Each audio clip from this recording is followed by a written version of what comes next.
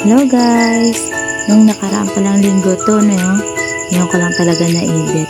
Ayan, pumunta kami ng bukid namin. Pamangkin ko, oh. Gwapo-gwapo yan.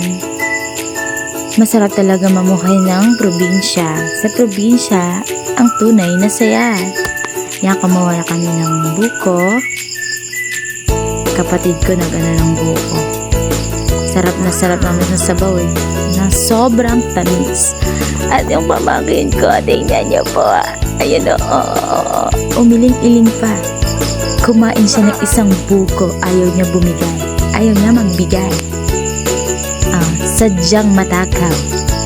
Kaya ayan, hindi nakapag tae. Charot.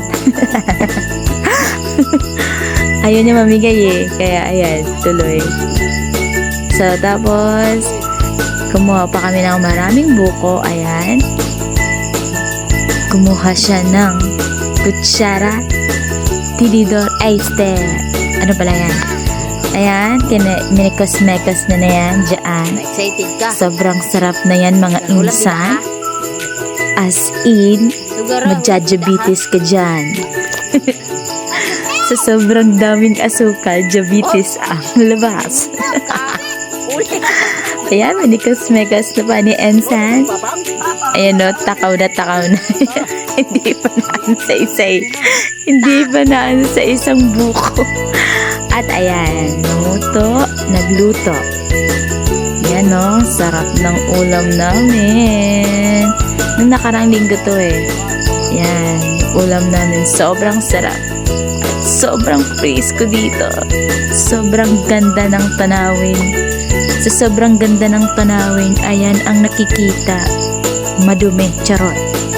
Ayan po yung aming munting bahay, munting paligid.